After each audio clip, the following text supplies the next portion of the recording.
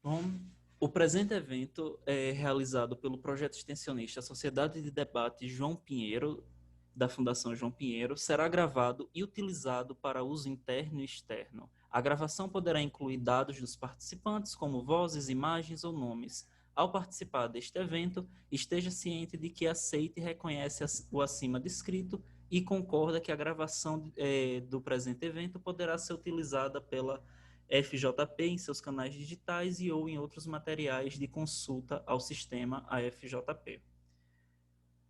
A apresentação será posteriormente disponibilizada no YouTube da própria instituição. Sem mais delongas, gostaríamos de chamar o primeiro-ministro para proferir o seu discurso de até 7 minutos para a moção da grande semifinal, que é: essa casa instituiria o ano cívico no Brasil.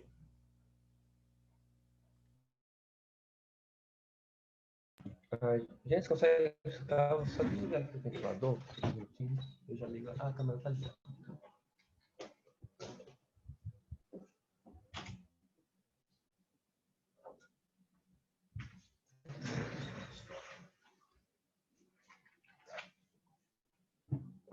Só colocar meu cronômetro aqui no celular.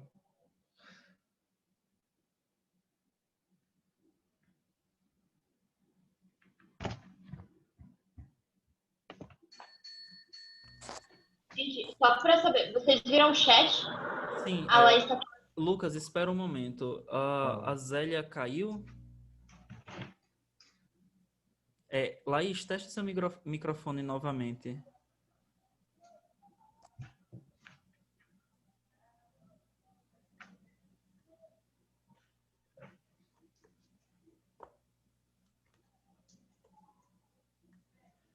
Tenta sair e entrar, ver o que aconteceu com sua dupla, ver se o computador está reiniciando, ou o que especificamente aconteceu.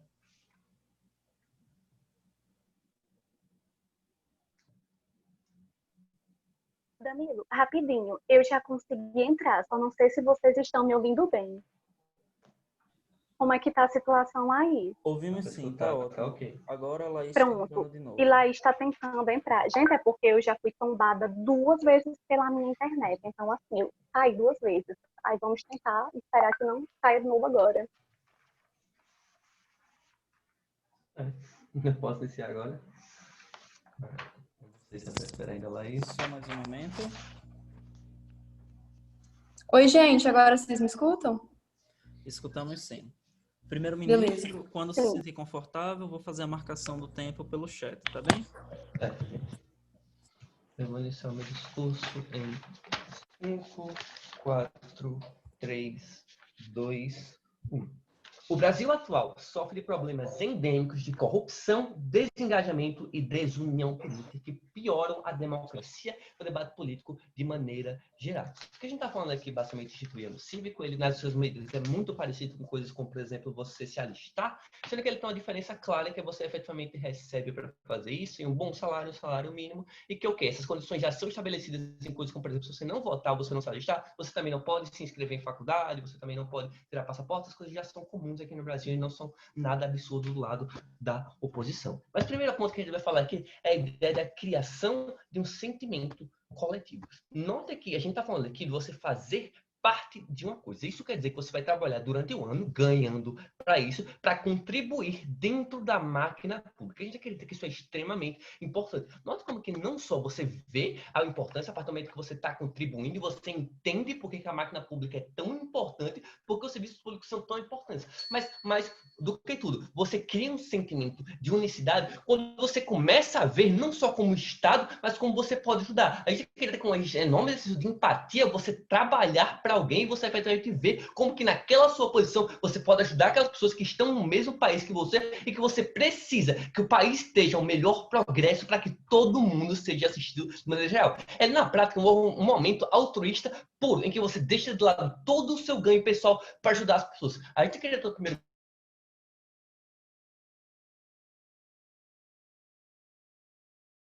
mas eu vou continuar. Não só um sentimento de unicidade, mas uma valorização maior dos serviços públicos e coisas afim, porque você fez parte, você viu, não só você atuou dentro do Estado brasileiro, ajudando aquelas pessoas que você vê que são iguais a você, que efetivamente precisam do Estado tanto quanto você, mas como que na prática fez um autoatuista para ajudar ela e viu como aqueles serviços são tão importantes. Se a oposição quiser falar alguma coisa tipo, você vai ficar com raiva porque você foi obrigado a fazer isso, vamos lembrar uma coisa. Primeiro, a gente está falando de culturalização, a gente está falando de implementar uma medida. No curtíssimo prazo, pode ser que as pessoas e os jovens fiquem com raiva disso, mas no longo prazo, quando, por exemplo, essas pessoas ficarem mais velhas, pensarem, foi só um ano da minha vida, e passarem para os seus filhos o quanto que foi uma honra, o que foi certo, ele ajudar o Estado e coisas desse tipo, isso daí já cai no termo cultural, quando a gente se afasta e começa a ter um país realmente mais nacionalista e mais unido de maneira geral. Mas mais do que tudo, vocês estão ganhando dinheiro, não é de graça, simplesmente dinheiro para jovem não é uma coisa fácil, ganhar um salário mínimo é uma coisa que nem um jovem que sai do ensino médio, que tem 18 anos, tem a mínima chance de estar ganhando. Mas mais do que tudo, por que isso é bom especificamente? Primeiro ponto, a ideia da criação do sentimento de comunidade. Isso é extremamente importante, porque a gente cria uma própria valorização do Estado e da democracia. Não como aqui na prática, mais que no nosso cenário, as pessoas, por exemplo, cuidem mais da democracia. Enquanto a gente tem, por exemplo, o status quo no Brasil, um desengajamento político enorme, as pessoas simplesmente acham que o Estado não tem nada a ver com a vida delas, que elas não dependem do Estado. Agora, quando na prática você foi exposto, por exemplo, o quanto que o SUS te ajuda, o quanto que ele, por exemplo, fiscaliza coisas como, por exemplo, a água, coisas desse tipo, que são essenciais na sua vida, é mais provável que você se importe com o Estado. A gente resolve muito mais um problema de engajamento e de valorização da democracia, que é um problema latente no Brasil atual. Então a gente começa a resolver isso, porque mesmo que vocês não queiram comprar o case nacionalismo de empatia, pelo menos você viu como é que o Estado é necessário e como você tem que efetivamente se engajar para eleger os melhores políticos. E esse é o ganho principal desse debate. O Brasil precisa de mais engajamento político. A gente precisa votar melhor, e a última eleição mostrou isso pra gente muito claramente. A gente acredita que coisas como, por exemplo, também não tolerar corrupção, quando você vê que o quão importante é a ação do Estado, é extremamente benéfico do nosso lado e muito mais provável. Porque se você não tolera a corrupção, porque você viu o quanto o Estado é importante para as pessoas, é mais provável que você, por exemplo, não aceite o discurso de políticos corruptos. Ele foi ruim, ele fez essa coisa corrupta, mas ele foi bom, então vou votar nele. Não tolere esse tipo de coisa, efetivamente. Faça public shaming e não vote nele nunca mais. No Estado que as pessoas efetivamente dialogam, mas a própria valorização, como eu falei, do Estado de serviços públicos, que ele gera coisas como, por exemplo, votar em políticos que efetivamente defendem os serviços públicos, em detrimento de pessoas como, por exemplo, que querem privatizar o SUS ou coisas desse tipo. Tem muita gente que simplesmente não tem condições de a gente privatizar o SUS e morrer de problemas de saúde, coisas desse tipo, porque não tem acesso a dinheiro. Nós, como que na prática, a defesa e a melhora dos serviços públicos é mais definida do nosso lado, não só com a democracia melhor, mas elegendo políticos que efetivamente querem defender e melhorar esses serviços públicos. Mas a gente tem até mesmo uma intersolidariedade, que é você se sentir parte desse país, você se parte desse grupo que você efetivamente ajudou e se conectou com as pessoas. Naquele ano que você estava fazendo parte do serviço público, atuando de frente, para ver aquelas pessoas que são no seu mesmo país, efetivamente tem uma ligação com você, pense, já é um ganho por si só, porque a gente efetivamente começa a ter mais empatia com outros, a gente acredita que isso é extremamente importante, principalmente no cenário que a gente eleição, e quando as pessoas não conseguem ter empatia com os outros e ver os problemas que elas sofrem, e grande prova disso, tanta gente que ataca os serviços públicos são tão necessários para tanta gente. Mas mais do que tudo, vamos lidar com o ônus da oposição. Se eles quiserem falar alguma coisa que tipo, nacionalismo, sentimento de união, nazista ou coisa desse tipo, a gente acredita que isso não é necessariamente vai acontecer, a gente vai colocando as pessoas para tipo, estudar sobre o Brasil e colocando ideologia na cabeça dela, que são coisas desse tipo. Mas mesmo assim, a gente ainda tem no nosso cenário um redress do bolsonarismo tóxico de toda essa ideia. Porque o discurso que antes era nós contra eles, o nacionalismo que pega hoje no Brasil, de nós contra eles querem acabar com o Brasil, é gente que quer resolver, e coisas desse tipo, é trocado por uma mentalidade conciliadora de pessoas que efetivamente ajudaram o Brasil, fizeram parte e querem defender não só as nossas instituições, mas os nossos serviços públicos e o próprio país de maneira geral. Se sentir parte de uma coisa é extremamente necessário para você querer melhorar ela. Então você passa a olhar para o outro com um olhar muito menos de ódio, é o agressivo e muito mais com mentalidade de conciliação. Primeira posição tem um ponto. Lucas, primeiro de tudo, esse discurso de valorização do serviço público, que é uma necessidade, até faria sentido se a maioria da população brasileira fosse de classe média alta, que não acontece. As pessoas já defendem o serviço público e já veem como é importante valorizá-lo. Se a gente defender o serviço público, tem tanta gente que ataca o SUS, diz que é ruim, coisa desse tipo. Mas mesmo que você fale que tem gente que defende o SUS, no máximo a gente defende ele do jeito que tá, mas a gente não defende melhorar, que é o ganho do nosso case. Aí todo ganho democrático que você não consegue lidar, então isso é totalmente ineficiente para lidar com o nosso caso. Mas o que a gente tá falando é que a gente gera uma melhor conversa e discurso democrático, uma sociedade menos polarizada e que efetivamente dialoga como grupo. A gente tira essa mentalidade de nós contra ele e começa a ver não só focar no melhor, aliás, no progresso do país de maneira geral, mas parar de olhar para o outro como inimigo. Note como que, comparativamente, isso é a melhor forma de a gente criar sentimento de grupo. Porque se você não tem esse sentimento de grupo, você se apela a outras coisas, como, por exemplo, o que o próprio Bolsonaro faz. faz, que é o quê? Por exemplo, você se ligar à religião, que é excludente, que é preconceituoso, você se ligar à cor e movimentos extremistas brancos, coisas desse tipo. Nota como que na prática a gente tem a melhor ideologia possível para criar esse sentimento de união. É uma ideologia, uma ideologia na prática que só promove, que efetivamente faz que a gente veja o outro com mais empatia, se importe mais com o outro, dá logo melhor, mas todos, não existe exclusão no nosso lado, não existe exclusão na ideologia nacionalista, uma ideologia muito mais comum que efetivamente valoriza as pessoas. É só no nosso mundo que existem todos esses ganhos democráticos, enquanto a oposição vive o status quo, que é desengajamento, corrupção em Brasil, que simplesmente não dá certo. Lidem com isso. A mesa agradece e agora, para lidar com isso, chamamos o líder da oposição. Alô, gente. Vocês estão me ouvindo? Alô, alô. 1, 2, 3. Vou ficar falando umas frases aleatórias enquanto eu boto o cronômetro aqui no celular. Se vocês puderem confirmando no chat ou fazer um legalzinho aí na câmera também. Acho que tá todo mundo me ouvindo bem o suficiente. Vamos lá. É hora de lidar com isso, né, Danilo? 1, 2, 3. Painel de juiz, antes de lidar com os saltos lógicos do Lucas, eu vou construir a minha linha argumentativa. Vamos lá. Primeiro de tudo, é moralmente errado o Estado criar condições demasiadas para o acesso à cidadania. Esse é o primeiro grande problema da proposta do governo. Repare mesmo, eu sei muito bem que o Estado ele tem algumas limitações para o acesso à cidadania que são impostas atualmente, como a questão do alistamento e a questão do cessar direito, alguns direitos por conta da falta nas eleições. Mas repara, aqui a gente está trabalhando com a limitação ao acesso à cidadania, primeiro, por algo excessivamente custoso, e segundo, por algo que não preserva algum valor moral intrínseco ou algo relevante socialmente falando, como é o caso do voto, por exemplo, que preserva um valor que é cidadão, ou seja, deve ser obrigatório possuir uma justificativa pátria, ou o caso do alistamento do exército, que na verdade é um equívoco também, dá pra gente ser contra aqui nesse debate as duas coisas. Mas, tipo, a ideia é equivocado que o Estado impõe uma condição muito gravosa para que o cidadão tenha acesso à sua própria cidadania. No caso, a cidadania ela tem um valor intrínseco por conta de serem direitos políticos que foram agregados ao longo do tempo por meio de luta e por conta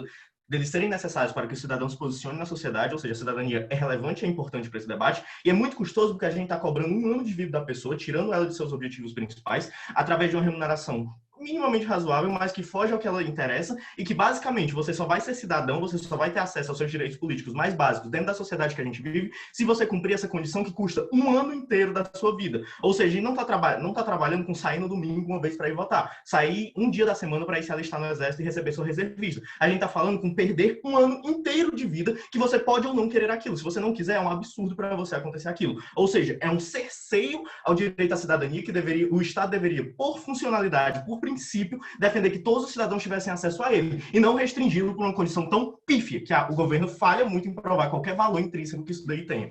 Mas, mais do que isso, mais do que o valor que a cidadania tem, por que ela não pode ser cerceada, por que é ineficiente a gente trabalhar dessa forma? Por que eu não garanto a qualidade da prestação do serviço público atuando dessa forma? Primeiro, seria muito mais eficiente se a gente tivesse uma prestação do serviço público nessas vagas que seriam ocupadas pelos jovens, se fossem por empregados que tivessem um conhecimento e experiência prévia, ao contrário de empregar gente de simplesmente 18 anos que está no início da sua formação acadêmica e profissional. Ou seja, a gente está pegando gente sem experiência para prestar um serviço que seria, de alguma medida, essencial para a formação do Estado e atingir toda a população. Ou seja, a gente está pegando as pessoas menos qualificadas possíveis para prestar o serviço de mais qualidade possível. Além do pequeno fator de que esses jovens provavelmente não vão ter interesse, sério. Gente, não necessariamente o jovem que está focado em formar a sua carreira, construir, buscar outras oportunidades, tem interesse em estar fazendo isso. E mesmo que o governo me prove que alguns têm interesse, só porque alguns têm interesse, eu não garanto a melhor prestação de serviço possível, que só seria possível de atingir se a gente tivesse empregados realmente interessados em fazer aquilo e 2, que tivessem experiência em fazer aquilo. Ou seja, a gente está perdendo nesse sentido. Além de tudo, se quiserem tentar trazer o aspecto de que isso vai gerar uma experiência, vai gerar um pontapé inicial para o jovem entrar no mercado de trabalho. Primeiro de tudo, não gera esse pontapé inicial, porque se eu quero garantir um diferencial para o mercado de trabalho, é isso que ele tem que ser, um diferencial. Ou seja, se todos os jovens têm isso, ele não ganha nenhum pontapé, nenhuma vantagem comparativa para entrar no mercado de trabalho. Ou seja, ele é só mais um dentro daquilo ali. E o efeito social, a gente tem duas grandes problemáticas. A primeira delas, eu crio um keynesianismo falso, ou seja, eu crio uma massa de vagas de emprego que não necessariamente existiam antes, só para garantir que seja aplicada essa medida do governo, ou seja, eu direciono grande parte do dinheiro público para a criação de empregos que são, temporários, ou seja, o jovem entra, passa um ano lá, metade desse ano provavelmente aprendendo a trabalhar, e a segunda talvez contribuindo minimamente com a sociedade, e 2, ele sai dali exatamente igual a todos os outros jovens, sem nenhum ganho comparativo nesse sentido, e eu gastei uma caralhada de dinheiro público com essa quantidade de gente que entrou. Ou seja, eu criei vagas que talvez nem existissem antes, simplesmente para cumprir essa medida do governo. Ou seja, é um direcionamento completamente ocioso e desnecessário do dinheiro público, que seria muito mais eficientemente aplicado se eu quisesse, sei lá, empregar, por exemplo, um pai de família de forma não temporária para garantir sua experiência e sua relevância social. Ainda, por que a gente tem uma perda social muito grande no sentido de contribuição para a sociedade que esse jovem poderia ter? Porque a gente está trabalhando aqui justamente com um jovem de 18, 19 anos que está, muito provavelmente, analisando a maioria dos cenários. Se ele é um jovem mais pobre, ele provavelmente está tendo que buscar algum emprego efetivo para tentar garantir o sustento da sua família e conseguir uma mínima estabilidade, porque quem precisa garantir sustento busca alguma forma de estabilidade, ou ele está iniciando sua formação acadêmica, ou seja, ele está começando a trabalhar e se formar como algum jovem, sei lá, talvez para produção acadêmica ou para se profissionalizar, ou então ele está saindo de uma escola profissionalizante e está podendo iniciar sua entrada no mercado de trabalho produzindo algum serviço técnico. Nesses 3 cenários eu causo um dano praticamente irreversível, porque eu estou condenando o jovem a perder um ano da vida dele com algo que é absolutamente temporário. Ou seja, o jovem que precisa de um emprego estável para sustentar sua família, para apoiar sua família, ele não consegue esse emprego estável porque ele só vai ter um ano de emprego ali e depois vai sair exatamente igual a todos os outros jovens, perder um ano da sua força de trabalho, inclusive um dos anos mais produtivos da sua vida. O jovem que está trazendo produção acadêmica para a sociedade, que está se formando como acadêmico, justamente está perdendo ou o ano que ele está lutando para entrar na faculdade no cursinho, ou o primeiro ano de formação acadêmica dele, justamente para prestar um serviço que talvez nem fosse extremamente necessário, porque o governo falha em me provar a necessidade desse trabalho sendo prestado pelos jovens. E se for um jovem que ele acabou de terminar de se profissionalizar numa escola profissionalizante ou algo do tipo, ele poderia estar contribuindo muito mais para a sociedade na sua área de especialização e num emprego que fosse não temporário, porque é esse o grande problema. Ou seja, pelo viés da obrigação é problemático e pelo viés da temporalidade é absolutamente impensável que essa prática seja aplicada, porque é absolutamente desnecessário. Vai, Lucas. Certo, Juan. Na prática, essas pessoas elas não têm experiência nenhuma. O jovem não vai arranjar emprego, a gente está dando experiência, soft skills e dinheiro. Nos Estados Unidos isso é extremamente comum. Ok. Cara, vamos lá, eu já deixei isso previamente respondido, mas se tu quiser eu repito. A gente não está dando uma vantagem comparativa para o jovem, se tu quer dar experiência para ele, porque todos vão entrar ali, todos os jovens de 18 a 19 anos vão perder esse ano nesse mercado de trabalho, vão ganhar exatamente as mesmas experiências e não vão ter nenhum diferencial, ou seja, a gente não está agregando soft skill que seja um diferencial, então é inútil para a formação acadêmica do jovem para ele conseguir emprego depois. No caso que eu estou falando de um jovem que poderia entrar no mercado de trabalho, é porque essa é a faixa de idade que o jovem sai da profissionalizante. Eu estou tentando enfrentar diversos cenários de diversos jovens que todos eles perderiam com essa construção social. Ou seja, toda essa massa de jovens tem uma ideia e algumas tentativas e algumas aspirações de contribuir para a formação social e dar um retorno para a sociedade. E a gente pega e atrasa, no mínimo, um ano inteiro dessas contribuições que poderiam vir, e é justamente a problemática de ser o ano principal para a formação deles, ou seja, é o ano que está iniciando e é o ano que ele tem mais gás e mais energia para trabalhar nesse tipo de coisa. Ou seja, a gente está perdendo um jovem que poderia estar contribuindo para a sociedade da construção dele, para construir um serviço que vocês não comprovam nenhuma necessidade desse serviço, que é um serviço exatamente igual, maçante a todos os outros, que não traz retorno social, não agrega diferencial nenhum para o jovem, e que basicamente não tem uma vantagem comparativa em permitir que ele se profissionalize, em detrimento de dar esses empregos, que se é que eles existem para pessoas que realmente necessitam, que seria empregar o homem médio, que a gente tem essas altíssimas taxas de desemprego hoje. Ou seja, se o Estado tem esse dinheiro todo para gerar tantas vagas ociosas, tem que dar elas para quem precisa e não perder um ano de vida da população jovem. E é por isso que eu tenho muito orgulho em meu povo. A mesa agradece. Agora gostaríamos de chamar o adjunto do primeiro-ministro para dar continuidade ao debate.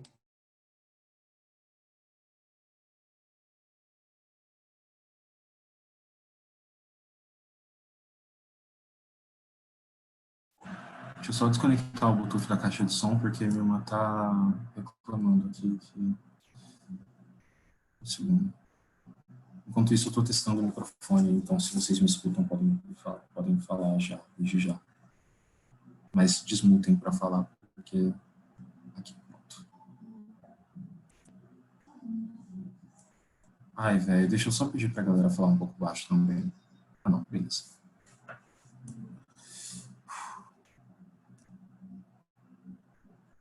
Todo mundo me escuta? Deixa eu abrir o chat.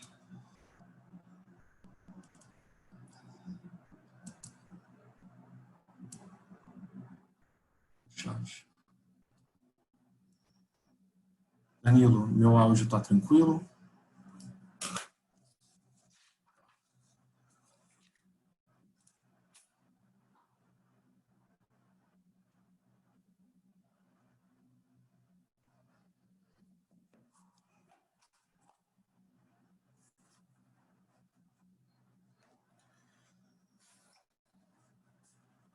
Começar em 3, 2, 1 e... Mesmo, primeiro eu vou começar engajando com o construtivo do Juan, e basicamente o que ele faz para a gente, assim, a gente vai estar empregando gente sem experiência, etc. Primeiro, a gente tem que ter uma noção de como essas pessoas vão ser alocadas. Basicamente, essas pessoas que atualmente a gente tem um problema no serviço público, que a gente tem algumas pessoas que fazem concurso para entrar, algumas pessoas que são capacitadas, mas que acabam sendo obrigadas a prestar serviços que têm menos valor agregado, ou seja, a gente tem uma dificuldade de alocação de recursos, porque a gente tem pouco pessoal para muito trabalho, ou seja, o que a gente consegue resolver nesse cenário com a nossa proposta é, a gente traz um grupo de pessoas que, por não ter tanta capacidade, por não ter tanta capacitação, por não ter feito o processo de concurso para entrar, eles podem ser gerenciados ou orientados por pessoas que são mais capacitadas, e podem ser justamente o pessoal que precisa ser mandado por pessoas que são formadas como FJP ou por outras escolas de infraestrutura, de administração pública, mas mais do que isso, eles podem ser gerenciados também por pessoas que fizeram concurso, que têm mais experiência de como gerir a situação pública. Porque a gente não acredita que esse problema que o Juan levanta para a gente é um problema que a gente tem, de fato, lidar, mas mais do que a gente acredita que a gente desinche e facilita a melhor alocação de pessoas a partir do momento que você tem mais pessoas que possam ser direcionadas. Segundo ponto, ele fala da condenação do jovem. Primeiro, ele pega em caracterização de falar quais são os jovens que vão reclamar e quais são os jovens que vão ver isso como uma boa oportunidade. Mas, primeiro, os jovens que vão olhar para isso como uma oportunidade são justamente os jovens que atualmente têm uma maior dificuldade de serem empregados. Por quê? Porque, eles têm poucas soft skills, mas mais do que isso, a gente tem uma grande gama da população que atualmente não tem emprego. É por isso que o alistamento militar, por boa parte da camada social, é visto como algo bom. Por quê? Porque diferente da nossa bolhazinha de 5% mais 5% da população, que acha que o alistamento militar é uma forma de atrapalhar a nossa vida, a nossa graduação, boa parte da população brasileira não tem a possibilidade de fazer uma faculdade pública como a nossa. Mas mais do que isso, uma boa parte da população brasileira tem muito a ganhar com esses soft skills, porque, primeiro, eles trabalham muito em trabalho informal, por quê? Porque eles não são contratados por essas pessoas, mas mais do que isso, quando eles trabalham dentro do Estado, o Estado dá a possibilidade de dar soft skills para eles, no curto prazo, para que eles saiam de lá capacitados, mas mais do que isso, para que eles consigam, pelo menos, ajudar a família deles com um ano de salário mínimo, que no comparativo, uma coisa que a população não consegue pintar como que esses jovens pobres, que atualmente olham o alistamento militar como uma única alternativa, como que eles conseguem sair melhor desse cenário, porque a gente acredita que o Juan, de modo geral, não dentro com esses homens, a primeira posição está fora desse debate. Agora eu vou lidar melhor com os pontos do Lucas. Basicamente, a gente sabe que a gente tem uma restrição à autonomia e o Juan até levanta isso, só que primeiro ele linda um pouco mal o caso dele. Primeiro, a gente faz esclarecimento, sim, de modo geral, mas o problema disso é que, de modo geral, a gente tem uma boa camada da população que compra narrativas que são muito facilmente vendidas por elite, mas mais do que isso, uma camada da população que não entende como que a gestão pública acontece. A gente acredita que é de excelente valia que esse um ano de vida cívica sirva para essa população entender melhor. Porque, primeiro, essa restrição à autonomia, ela vai gerar um pensamento social, uma compreensão da máquina pública por dentro e uma melhor formação social, ou seja, pessoas que têm vivências de dentro da esfera pública, que valorizam a administração e entendem melhor como alguma coisa funciona. É exatamente por esse mesmo motivo que vários alunos de medicina de escolas públicas atuam dentro do SUS para entenderem melhor como o SUS funciona. E apesar de serem pessoas que não usam do SUS de modo geral, eles entendem como que é importante que os serviços públicos cheguem para uma boa camada da população. Portanto, esse tipo de pessoa que tem contato com a gestão pública, são pessoas que entendem melhor a gestão pública, mas mais do que isso, tendem a comprar menos discursos que, tentam privatizar, mas mais do que isso, tendem a comprar menos discursos que vendem soluções simplistas para problemas que, na verdade, são complexos. Por quê? Porque no comparativo atual, a gente tem uma grande camada da população que não tem um conhecimento da esfera pública. É por isso que muita parte da população, apesar de ser anticorrupção, compra o discurso do Jair Bolsonaro, porque não entende, de fato, como que a gente combate a corrupção no Brasil atualmente. A gente acredita que ter esse ano cívico instituído, de modo geral, é uma grande forma de você fazer com que a população tenha um conhecimento significativo, ou seja, uma grande camada da população tenha um conhecimento significativo melhor de como acontece a gestão pública e de como que a administração pública acontece e como que eles realmente podem combater a corrupção. Portanto, o ponto não é só você instigar um sentimento de coletivo, etc. O ponto é você fazer com que esse pensamento de coletivo seja melhor do que a gente tem no status quo atual. Antes de seguir, por favor, Juan. Cara, se existe essa disparidade tão grande para conseguir emprego, por que eu não faço uma medida específica para esses indivíduos em vez de uma medida simplista e generalista que vocês querem aprovar? Porque a gente já mostrou todos os ganhos democráticos, os ganhos políticos no discurso do Lucas, e você não engajou com ele, eu sinto muito, mas o ônus é seu. Seguinte, a gente tem uma população, uma parte da população que lida com isso. O problema que o Juan basicamente traz para a gente é tipo, podem se revoltar e etc. Primeiro, a gente já restringe a autonomia das pessoas em diversas situações, com alistamento militar, mas mais do que isso, com o ensino básico também, ou seja, seu filho não vai à escola, que é definido por parlamentares qual que é a grade curricular, e você não cumpre a grade curricular, você também sofre sanções de seus direitos, e a gente faz isso por um princípio muito básico, que é a gente restringe a autonomia de pessoas quando essas pessoas não cumprem com o coletivo. Quando a gente olha para o slide da moção, como a restrição do uso de passaporte, ou o impeditivo para você fazer o uso da faculdade pública de modo geral, a gente acredita que, de modo geral, isso tende a afetar mais uma parcela da população do que outra. Por quê? Primeiro, a parcela da população que viaja mais, que faz mais uso de passaporte, uma camada muito específica e muito rica, mas mais do que isso, a camada da população que também usufrui de direitos públicos, como o ensino à universidade gratuita, é basicamente também a população que, ao longo da sua própria vida, foi mais beneficiada pelo Estado e que é uma população que tende a ter uma perspectiva muito privatizada, ou seja, não tende a ter uma visão de coletivo. Ou seja, uma sociedade, uma camada da sociedade, uma parcela da classe média, que não se dedica ao coletivo, mas que via de regra, tem acesso às melhores infraestruturas onde elas moram, aos melhores colégios, mas ainda que elas paguem colégio privado, elas têm acesso à melhor versão do Estado em todas as situações. O serviço público na região da Zona Sul é melhor, as vias também são melhores, os ônibus da Zona Sul também são melhores. E o ponto é que essa população, ela dá pouquíssimo retorno de volta para a camada coletiva de modo geral, ou seja, proporcionalmente são populações que sugam mais, apesar de pagarem imposto. Por que o imposto não é suficiente? Porque não gera benefício, mas mais do que isso, o imposto que essas pessoas pagam não é o suficiente para o retorno que elas deveriam dar, ou seja, acaba não sendo proporcional. Por que a gente resolve isso? Porque basicamente a comparativa de a gente ter uma elite que é entreguista, ela já existe no status quo, mas de modo geral a gente consegue fazer com que a população tenha o conhecimento de como acontece a administração pública e de quais são os serviços que a gente deve proteger, como o SUS, ou como a gente deve pensar na gestão de transporte público, a gente tende a ter uma visão uma população que tem uma visão mais estadista, ou seja, que tem uma compreensão melhor de quais são os discursos que podem resolver problemas, ao invés de comprar discursos simples como o discurso de Bolsonaro ou de outros políticos populistas que não são soluções simplistas.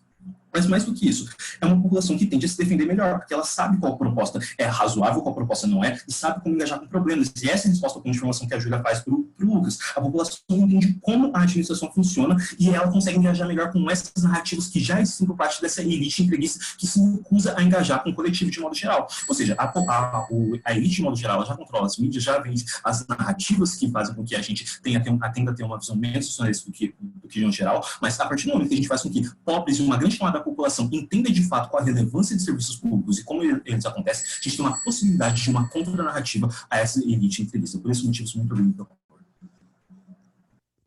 A mesa agradece. Agora, para dar continuidade ao debate, gostaríamos de chamar a adjunta do líder da oposição. Gente, vocês me ouvem?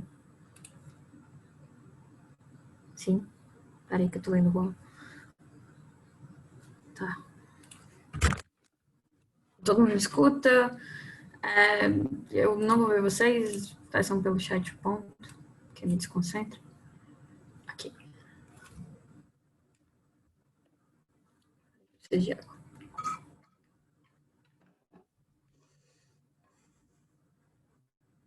1, 2, meia e já. Mesa, note como o primeiro governo não consegue equiparar a necessidade de proteção de um direito, por exemplo, até mesmo quando o Nicolas fala sobre a obrigatoriedade dos pais matricularem seus filhos em escolas, a gente acredita que existe um direito sendo protegido por detrás daquilo, que é a necessidade de você conseguir garantir educação para todas as pessoas e a responsabilidade da paternidade em relação a isso, ou até mesmo nos outros casos, por exemplo, em relação à reservista, a você votar, todos esses são coisas que são essenciais para o funcionamento e para a continuidade da população e que mexem com responsabilidades individuais. Em nenhum momento o governo prova por que o indivíduo ele deve se responsabilizar, por exemplo, por gerir melhor a máquina pública ou por aí vai, e eu vou provar como, na verdade, ele é incapaz de fazer isso. Primeiro de tudo, eu queria comparar com vocês sobre... A gente precisa fazer um recorte dentro da dificuldade de inserção no mercado de trabalho pelos jovens. Ok, a maior parte dos empregados são jovens? São jovens, mas existe um sub-recorte muito importante dentro disso que foi ignorado até então dentro desse debate. Existem pessoas que vêm de famílias mais estruturadas e pessoas que vêm de famílias menos estruturadas.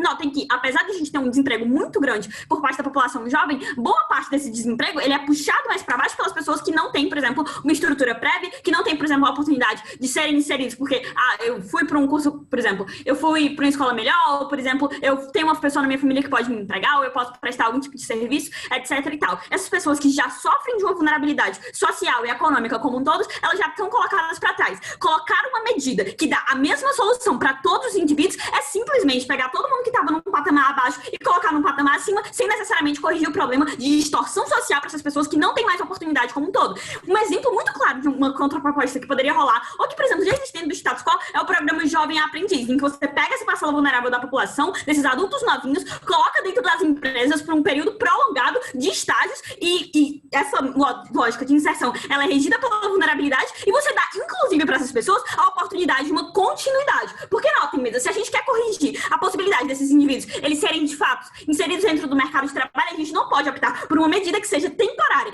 e que seja uma medida generalista o suficiente para que, no futuro, todo mundo tenha esse tipo de experiência no currículo e que não faça diferença para essas pessoas conseguirem esse tipo de emprego no longo prazo. E, ainda que a gente queira solucionar só na parcela jovem como um todo, essa solução, ela é muito efêmera, ela acontece apenas por um ano e que não necessariamente vai resolver todo o problema do desemprego jovem como um todo. Vamos lá, valorização do serviço público. Esse discurso, como eu falei no meu próprio de formação, ele faria sentido se a população brasileira já não dependesse do funcionamento do Estado para ter as suas prioridades básicas atendidas. Gente, a gente vive num Estado desigual, a maioria das pessoas não tem condições, por exemplo, de pagar uma escola, de pagar um médico particular, etc e tal, e muitas pessoas já dependem dos serviços públicos. E notem, o primeiro governo, em forma alguma, me explica qual é o mecanismo que existe por trás de você inserir aquela pessoa dentro do serviço público, que é uma pessoa que, por exemplo, eu já preciso do SUS para me vacinar, eu já preciso para ter um atendimento, etc e tal. Isso não é suficiente para eu criar algum tipo de consciência. Agora, a partir do momento que eu estou trabalhando de forma forçada, eu vou criar esse tipo de consciência. Isso não está aprovado dentro desse debate e eu acho que não é um bom caminho para o segundo governo ir. Mas vamos lá. Engajamento e motivação. Foi o que eles falaram também. Essas pessoas, primeiro de tudo, não vão estar em cargos decisórios. Como o próprio Nicolas admitiu, eles são basicamente uma massa de manobra em que vocês vão ser ensinados e que vão ocupar, por exemplo, cargos de base. Acho que isso é mais razoável dentro desse debate. Então, sei lá, se você é um recepcionista da UBS ou da DPU, etc e tal. Então, são pessoas que efetivamente não vão identificar ou ter a capacidade de solucionar problemas tão estruturais quanto os meninos querem colocar dentro desse debate, como corrupção e outros tipos de problema social, devido a duas questões: a insignificância dentro daquela cadeia hierárquica que existe, ou seja, se você é uma pessoa que não necessariamente tem um prestígio político dentro daquela tipo de instituição, não necessariamente você vai conseguir solucionar esses problemas, e além disso, a temporalidade dentro daquela prestação de serviço. Ainda que eu identifique, por exemplo, que o gestor da UBS em que eu trabalho, ele é um cara corrupto. No final das contas, não necessariamente eu vou conseguir desmascarar todo um sistema de corrupção, porque eu vou tá por lá por um pouco tempo. E esse pouco tempo também é importante, não só, sei lá, se eu quisesse ter uma reação, mas até mesmo para, criar um engajamento e ver aquela situação como insustentável. No final das contas, você vai estar muito mais provavelmente desmotivando e frustrando essa galera com o serviço público, aumentando toda essa narrativa de que de que não existe solução, ou que, por exemplo, até mesmo quando você expõe mais esses problemas na cara dessas pessoas, de que, no final das contas, é melhor mesmo a gente investir em programas privados, em clínicas populares, é melhor que eu crie essa autossustentabilidade, e você aumenta a narrativa de descrença dentro do Estado e você dá, ou até no melhor cenário deles, a gente dá uma falsa impressão de entendimento do funcionamento de gestão de serviços públicos como um todo. Porque, como eu falei para vocês, é uma experiência que ela é extremamente temporária e ela é reduzida em termos práticos. Mas, além disso, não é porque necessariamente, vamos lá, eu vou comprar o caso dos meninos, criei indignação, as pessoas estão com raiva, as pessoas, enfim, viveram aquela realidade de forma muito intensa e agora necessariamente querem fazer alguma coisa a respeito. Eles ainda não provam pra gente qual é o link lógico que existe entre eu identificar um problema e eu conseguir chegar a esse tipo de solução. Se a gente quer ter uma população que vota melhor, a gente precisa de algum tipo de educação política. E não necessariamente inserir as pessoas dentro de, por exemplo, o funcionamento do sistema público e depois necessariamente jogar, por exemplo, elas dentro da política e elas vão identificar qual é o funcionário, por exemplo, que vai resolver aquele tipo de problema. Em geral, política em geral, ela é muito genérica. Eita, essa foi bonita.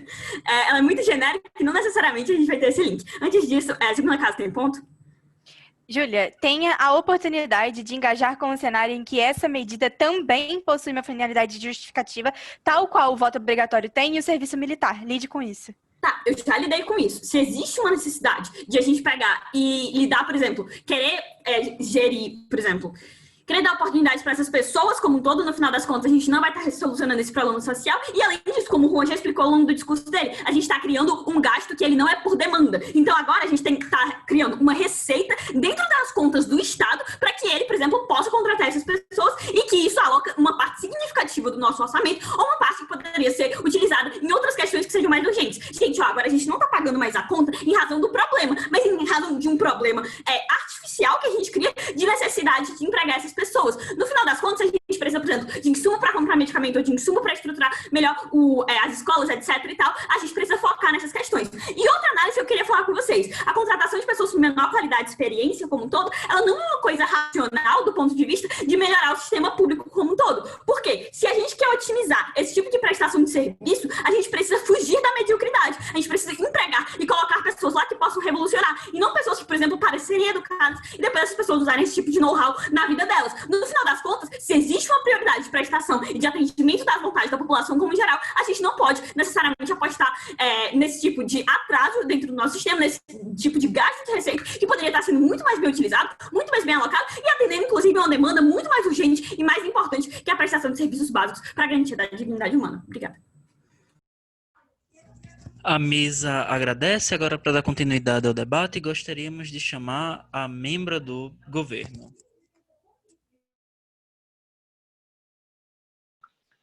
Oi, gente, todo mundo consegue me ouvir?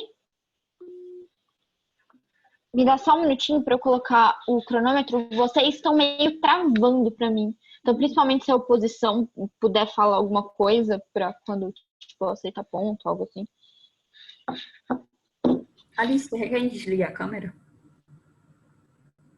Pode ajudar. Eu acho que tá ok. Tipo, eu tô vendo o vídeo, mas era a voz que tava.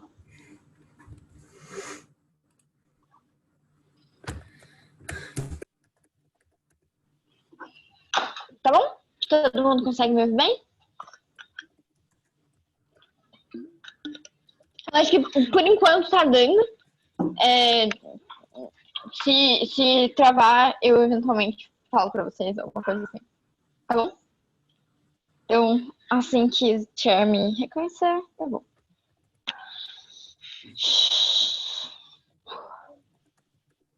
Bom, Alice, quando se sentir confortável, pelo tempo de até 7 minutos e 15 segundos. 3, 2, 1, vai. Nessa intenção, a gente vai fugir um pouco da premissa da primeira casa, de que, tipo, essas pessoas, elas não necessariamente têm que fazer por altruísmo, e a gente vai mostrar dois vieses. Benefícios pessoais, tanto no sentido prático, engajando diretamente com a primeira oposição, mas também em um sentido mais realista de cidadania, que não necessariamente vou preservar a democracia, como o Lucas fala aqui, mas também porque que isso é, tipo, um benefício tangível para o próprio Estado, como que essas pessoas podem, de fato, fazer alguma diferença na atividade estatal. Primeiramente, em relação a benefícios pessoais. A nossa primeira casa, ela tentou focar muito no valor de simplesmente você ter soft skills per se, mas a gente acha que a principal coisa nisso, dado que todo mundo vai ter as soft skills, como a primeira oposição traz aqui nesse debate, não é simplesmente você ter soft skills per, mas você diminuir um gap de soft skills que existe entre as classes mais altas e as classes mais baixas. Porque o que acontece? Geralmente as crianças estão nas classes mais altas, elas vão para escolas em que elas conseguem ter, tipo, várias experiências que podem desenvolver essa experiência de soft skills nelas. Elas têm experiência com projetos de extensão, projetos de gestão, elas podem fazer, tipo, estágios ou qualquer coisa assim, enquanto as crianças que estão em classes mais baixas, muitas vezes elas não têm oportunidade nenhuma de também conseguir desenvolver essas soft skills. O negócio é que você tem um gap gigantesco entre esses dois tipos de soft skills e você simplesmente dar soft skills para elas não vai resolver. Mas quando uma pessoa vai, tipo, ser contratada depois, a única evidência que o empregador tá olhando no currículo dessa pessoa de classe mais baixa ou de classe mais alta é, por exemplo, a escola que ela veio fazer, tipo, algum tipo de inferência em relação a ela. Quando a gente possibilita que essa pessoa trabalhe no serviço público, a gente tá dando mais evidências de trabalho para essa pessoa.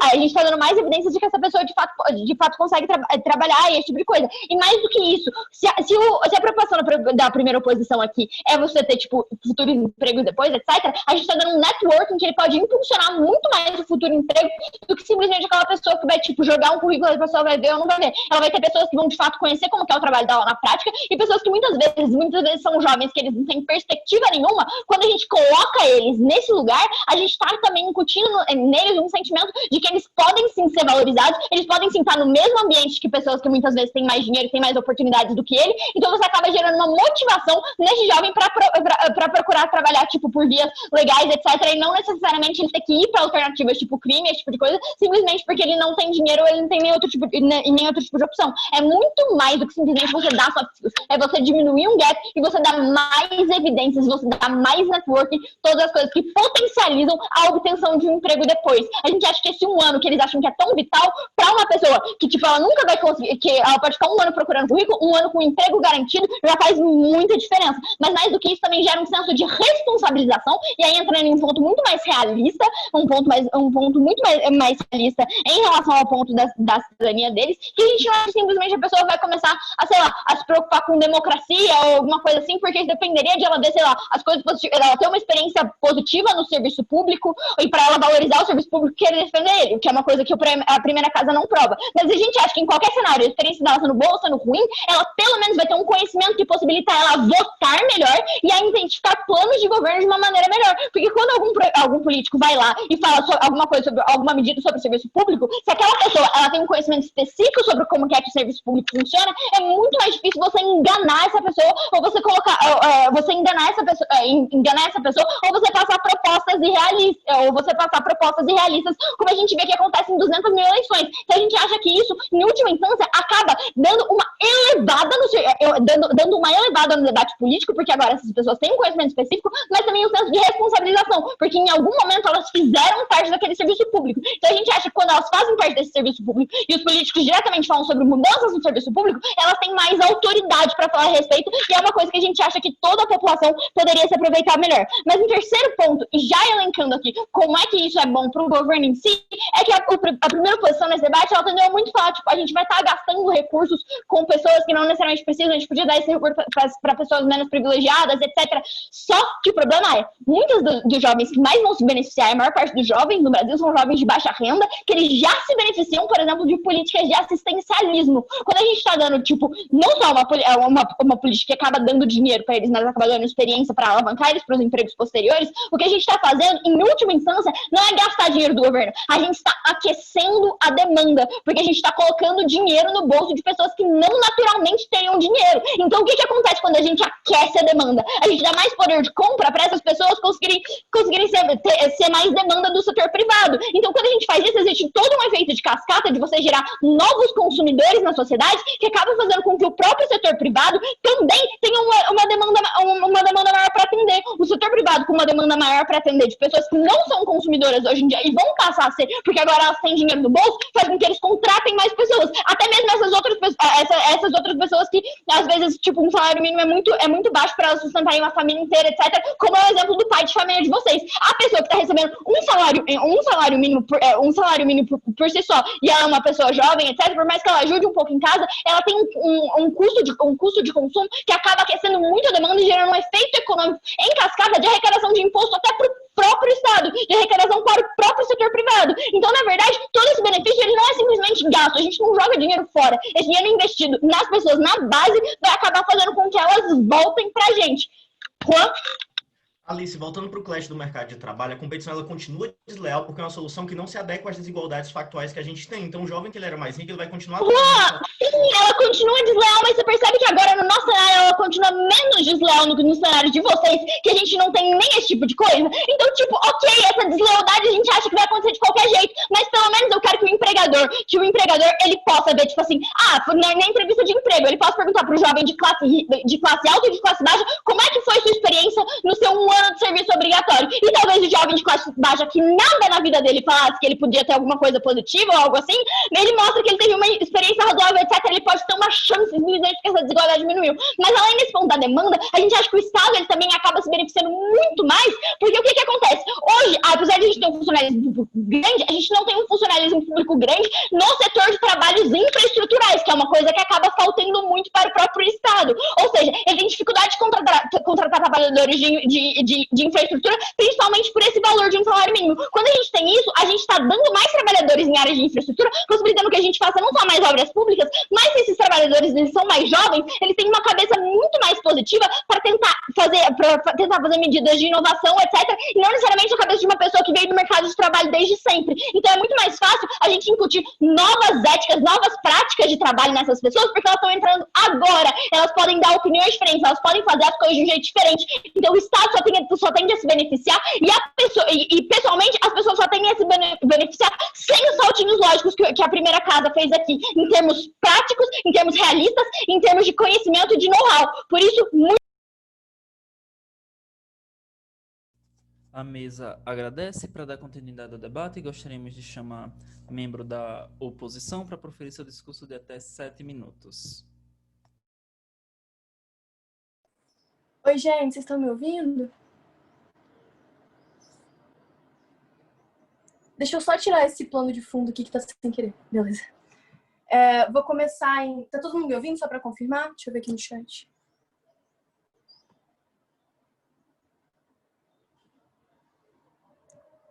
Gente...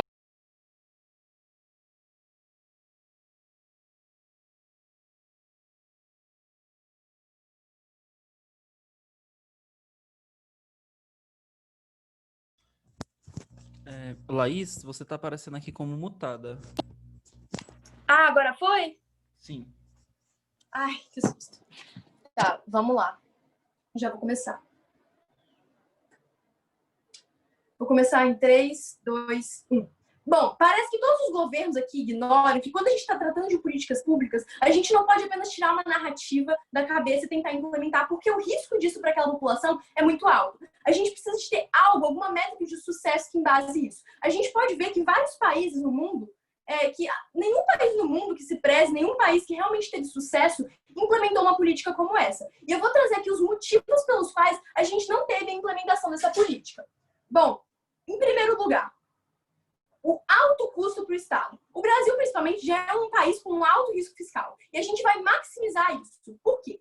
Fazendo uma estimativa bem conta de padeiro mesmo, vamos dizer que a gente tenha R$1.000, que é o valor que a moção fala que vai ser empregado, vezes 1% da população que, digamos que esteja passando por essa fase dos 18 anos, vezes esses 12 meses de pessoas que estão entrando e saindo, ou seja, vamos supor que sempre entre pessoas a cada mês. Então, em um período aí de cada mês, você vai ter 12 meses de pessoas que entraram.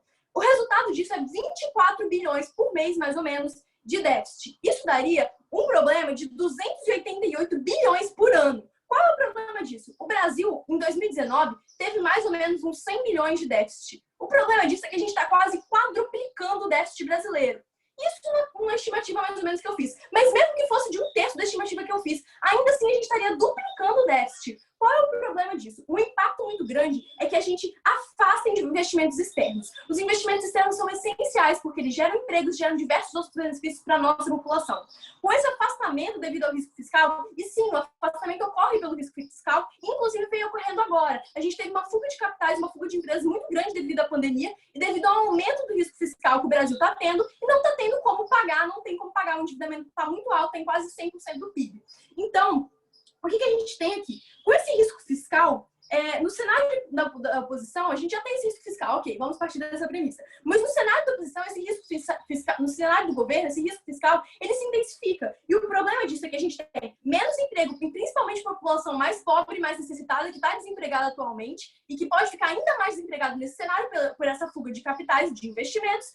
E a gente intensifica esse cenário. E a gente tira os empregos dessas pessoas que realmente importam, dessas pessoas que realmente precisam desses empregos. E não pessoas que estão acabando de sair da faculdade, que estão acabando de sair do ensino médio, talvez até teriam como ser empregadas de outra forma. Então, a gente está tirando o emprego de quem realmente precisa por essa fuga de capitais e a gente está dando emprego forçado para uma pessoa que necessariamente talvez nem quer esse emprego.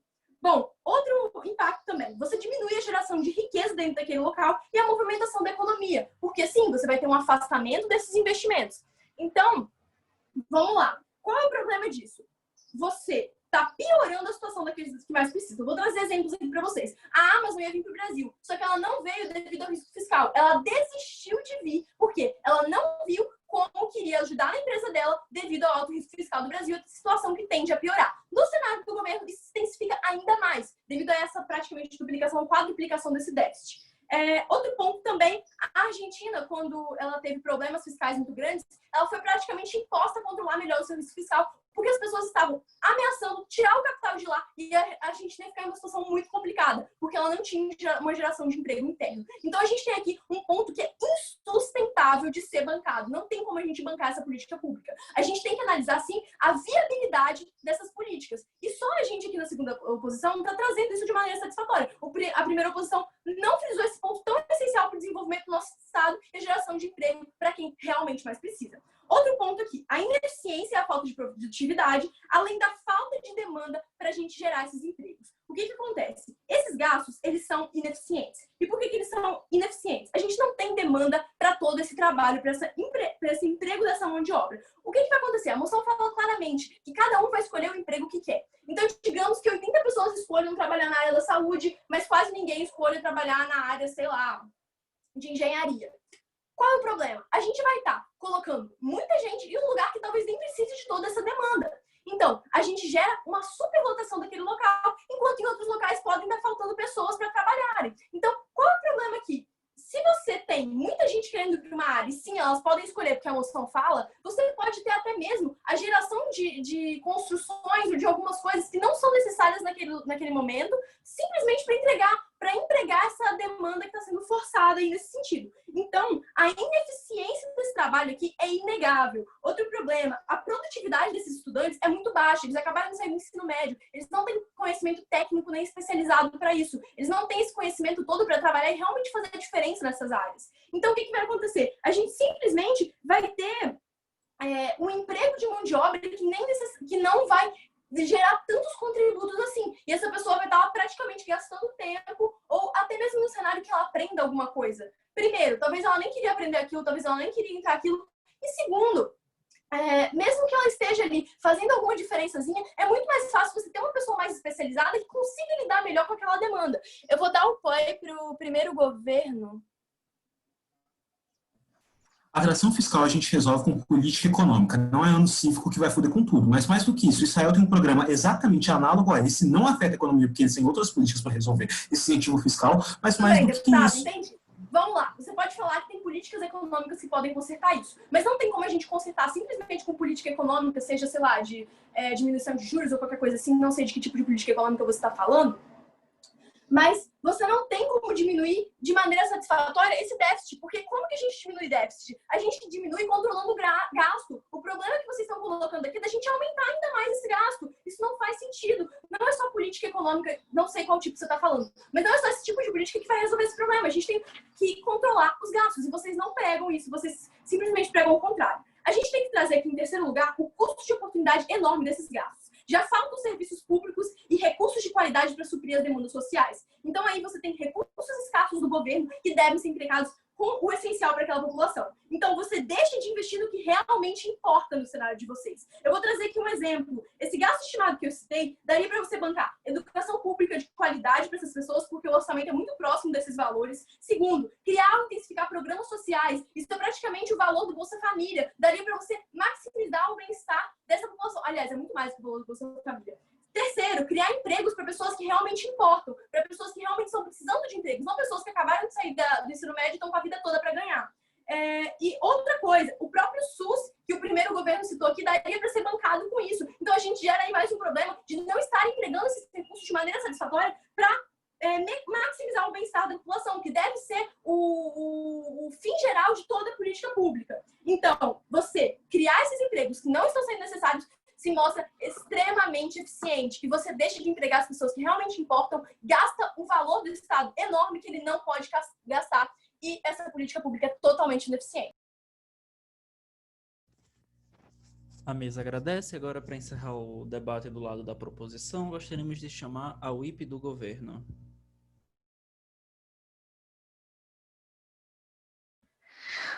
Oi, gente. Todo mundo consegue me ouvir direitinho?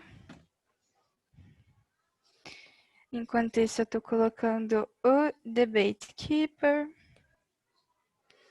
Vou beber uma aguinha.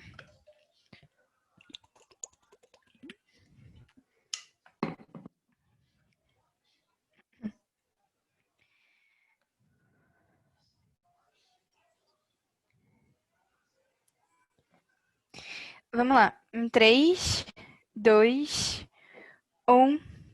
Mesa, algumas coisas importantes de serem esclarecidas nesse debate. Somente o segundo governo consegue trabalhar com o melhor dos dois cenários. Isso porque, enquanto nós estamos o tempo todo focando em como essa medida ela pode ser, sei lá, ser onerosa para o Estado, ela pode ser, sei lá, muito dificultosa, ela pode ser reinvestida em outras medidas, nós nos esquecemos de provar, ou pelo lado da oposição, porque necessariamente isso é pior, ou agrava ainda mais os cenários onde a gente implementa isso, ou ainda no cenário do primeiro governo, que teve a oportunidade de como que, na verdade, isso gera um pouco mais de responsabilidade para essas pessoas, ou resolveria parcialmente alguns dos problemas que existem no Estado atual. Os meninos no primeiro governo mencionam que a proposta em questão melhora diretamente a experiência democrática, a nível de despertar interesse dentro do bem público, e também como forma de combate ativo, como, por exemplo, problemas de corrupção. No entanto, nós acreditamos que isso é relevante, mas não é o mais central dentro do debate. O que a Alice trouxe para o debate e por que isso é mais importante do que tudo que eles trouxeram?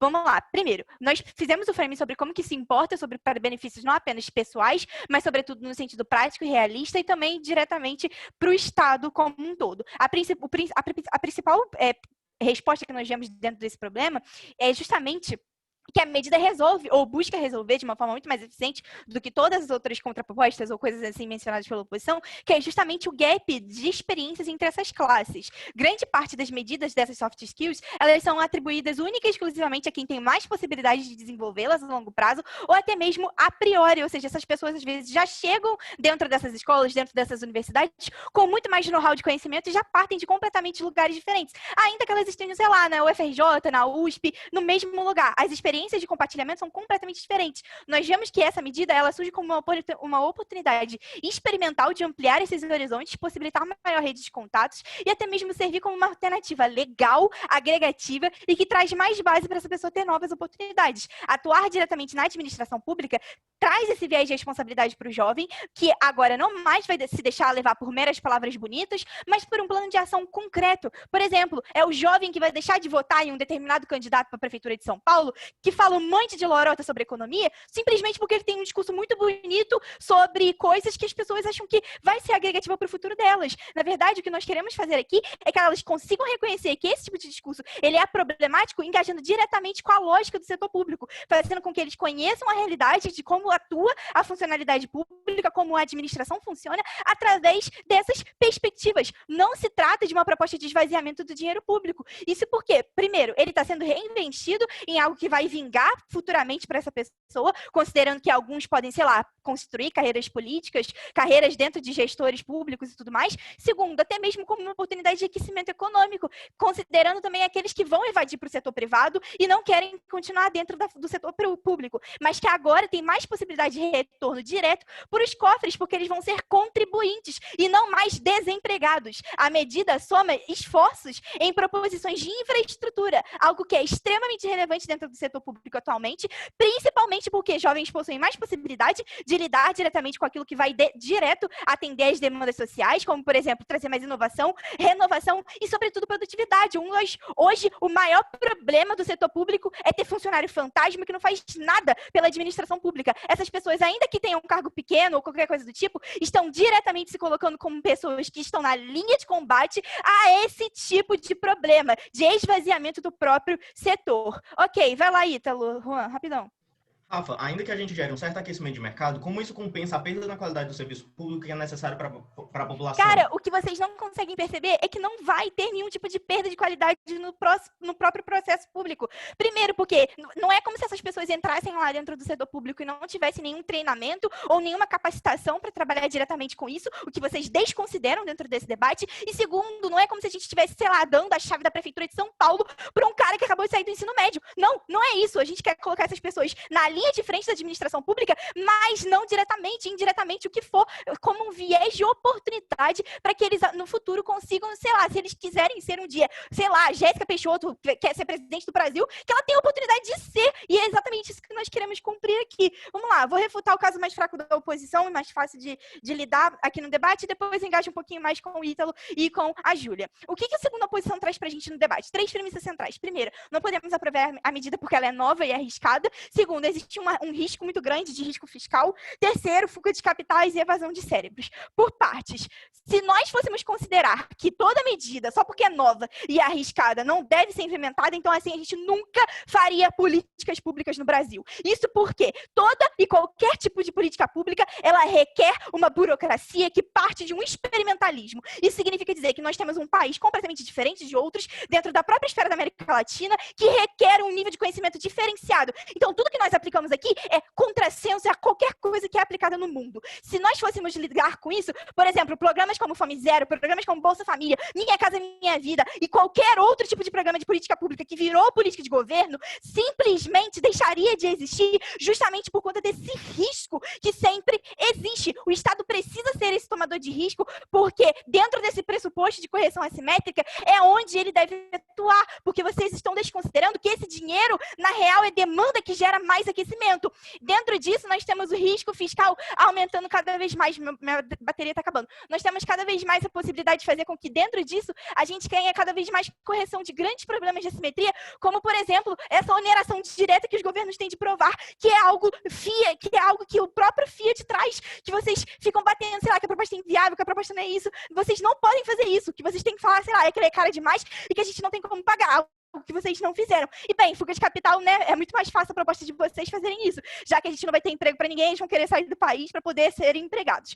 Lidando com o melhor caso da oposição agora. Vocês falam que tem direito a cerceio da cidadania, perda social, não melhora a prestação do serviço público e cargos muito insignificantes. O grande problema da proposta de vocês é justamente pensar que o pressuposto do tomador de decisão é somente o gestor direto. Mas, na verdade, Júlia, não é assim que o setor público funciona. Existe uma modalidade que demanda de diversos outros setores da administração que são diretamente relacionados a novas oportunidades. Por exemplo, esse jovem entra dentro desse setor e conhece outras oportunidades de carreira e até mesmo pode se apaixonar por isso. Isso é ótimo, a gente está gerando cada vez mais produtividade dentro do setor público. E esse cerceio direto à cidadania que vocês falam, que é uma perda de tempo, perda de controle e tudo mais, na verdade, é um cenário muito mais provável de que a gente consiga agregar ainda mais dentro da carreira dessas pessoas, que mesmo que não fiquem dentro do setor público, passam a ter uma oportunidade muito melhor do que ficarem desempregados dentro do seu ano de produtividade ou de maior alta dentro da sua juventude. A melhor experiência para essas pessoas é justamente começar fazendo. A grande dificuldade de entrar no mercado de trabalho hoje está justamente na forma como essas coisas se colocam como batalhas ou grandes muralhas. E nós queremos diminuir isso diretamente e ainda assim aumentar a eficiência dentro do setor público. Muito orgulho em propor. Obrigada. A mesa agradece. Para dar continuidade ao debate, gostaríamos de chamar o IP da oposição. Pessoal, eu gostaria de saber se todos estão me ouvindo bem. Se está baixo, se está cortando. Bom, como aparentemente está tudo ok, antes de iniciar o meu discurso, ou melhor, antes de dar início ao fim, eu só gostaria de agradecer pela presença de todos vocês aqui. É um prazer imenso para mim estar aqui, já que é a minha primeira semi-open, e vamos fazer o possível dentro dos limites e possibilidades que nós temos. Começando o meu discurso em 3, 2, 1. Banca, perceba que todo o caso do primeiro governo, ele se alicerça na premissa de que vai haver uma maior conscientização do público. E que público é esse? São as pessoas que irão ingressar nessas vagas de emprego por um ano. Então, o que acontece? Essas pessoas irão entrar nesse emprego, vão passar um ano trabalhando e com base nesse trabalho, com base na prática e na convivência, tanto pelo grupo como na convivência do trabalho em si, no contato do próprio trabalho, essas pessoas teriam uma tendência maior a se conscientizarem, não só da própria administração pública, mas de toda a burocracia envolvida nesse processo e do ponto de vista até saber como a própria corrupção acontece e haver uma mudança na mentalidade dessas pessoas para que elas sejam pessoas mais politizadas. Mas, o que acontece?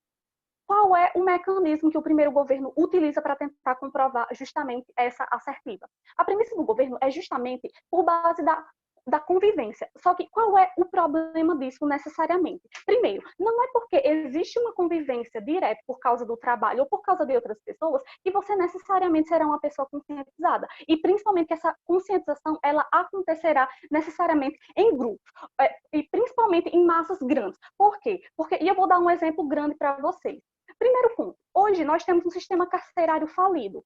E o que acontece? As pessoas, elas sabem que esse sistema é falido. Os presos, eles entram lá e, em maioria, eles reincidem. Não porque eles não saibam como é a realidade de lá, até porque eles experienciaram aquilo, eles vivenciaram aquilo. Eles sabem que aquilo é ruim, mas isso não os impede necessariamente de fazer com que eles nunca mais voltem a reincidir. É por isso que eles reincidem, na verdade, não pela falta de contato com a realidade, mas por falta da educação, que já foi trazida, sim, pela primeira oposição, mas o que acontece e o que é que eu trago para vocês como refutação? O ponto é que, se a gente não investe necessariamente em algum tipo de conscientização pela própria educação e em um projeto de longo prazo, em que você crie bases e você dê um alicerce completo para que a pessoa entenda de fato como funciona essa burocratização e você incentive a pessoa a estudar sobre aquilo, incentive a pessoa a saber necessariamente como funciona, só que de forma progressiva, você não está fazendo um projeto muito interessante, justamente por quê? Porque depender da experiência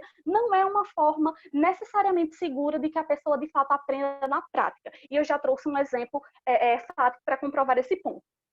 Partindo agora para o ponto do segundo governo, que estende, que é meio derivativo do primeiro governo, só que traz mais garantias e traz mais análise, já que eles mostram que não é necessariamente só pela própria convivência no trabalho, mas eles também trazem muito que tem a própria experiência de aprendizado, tem toda uma rede de contatos para que você se desenvolva como profissional e que o dinheiro será investido. Ou seja, aqui nós não temos necessariamente apenas e somente uma conscientização. Você tem a conscientização aliada a quê? A uma melhora geral no trabalho dessas pessoas, porque elas naturalmente se capacitariam mais e elas teriam retorno.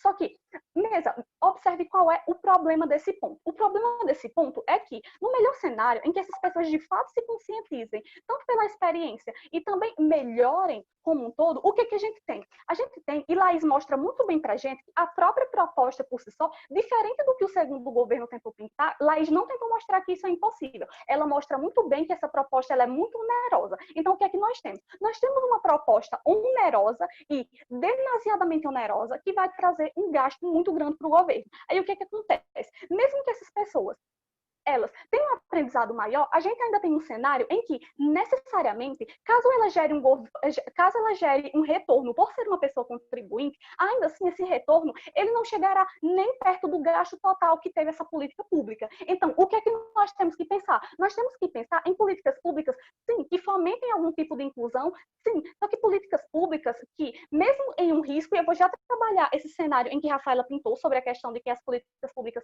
elas têm um risco, sim, mas mesmo que essa política ela tenha um risco, a gente tem que pensar que tem que ser uma coisa plausível, tem que ser algo viável e que traga um retorno necessário. E por que esse retorno ele não acontece necessariamente no cenário dos governos? O que a gente tem aqui como possibilidade? Primeiro, nós temos pessoas que estão saindo de um ensino médio que irão trabalhar. E, como Laís muito bem já explicou, essas pessoas, elas não são pessoas capacitadas, justamente porque elas só entram com a bagagem do ensino médio. Isso significa que são pessoas que têm pouca capacidade técnica, do ponto de vista mesmo de conhecimento puramente técnico. Então, o que acontece no nosso cenário? No nosso cenário, nós temos pessoas que irão ter contato com trabalhos, em que esses trabalhos poderiam ser ocupados por pessoas que têm um conhecimento técnico, pessoas que naturalmente ganhariam mais justamente por ter todo esse conhecimento técnico e elas são merecedoras de ganhar mais. Então, a gente vai ter, por um ano, uma substituição e uma desempregabilidade de pessoas mais capacitadas para colocar pessoas menos capacitadas como aprendizes. Então, nós temos um ano que existe uma grande possibilidade de ser improdutivo, justamente porque aquela pessoa ela vai sair do nível zero. A partir do momento em que ela sai do nível zero, é pouco plausível acreditar que ela vai sair de lá sabendo muita coisa. É pouco plausível acreditar que esse ano vai ser extremamente produtivo. Até porque ela tem determinadas obrigações e provavelmente ela só vai querer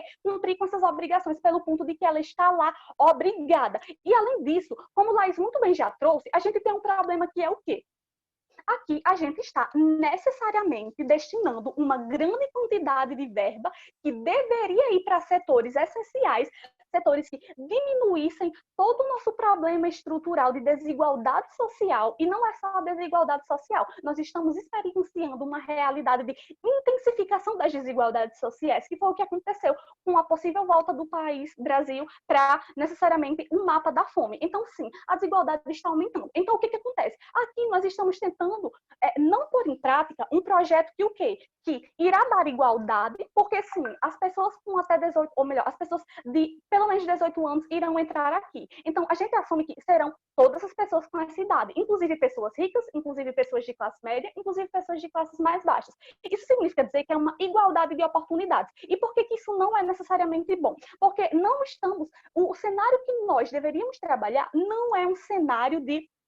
Não é necessariamente um cenário de igualdade, deveria ser um cenário de equidade, em que você destina a maioria das políticas públicas e programas sociais que contemplem as pessoas que mais precisam de resultados, que mais precisam de auxílios. E esse projeto como um todo, ele não faz isso. Esse projeto, ele simplesmente põe o mesmo patamar pessoas que saíram, por exemplo, de uma escola particular muito boa, com pessoas que saíram de uma escola estadual ou de uma escola municipal sem nenhuma estrutura para trabalharem juntos. Então, o que que acontece? Nós não geramos igualdade de oportunidades e ainda assim oneramos o Estado de uma forma absurda, sem um retorno necessário que nós deveríamos privilegiar e sem um retorno certo. Não temos garantia nenhuma de que esse retorno acontecerá. Muito obrigada, pessoal.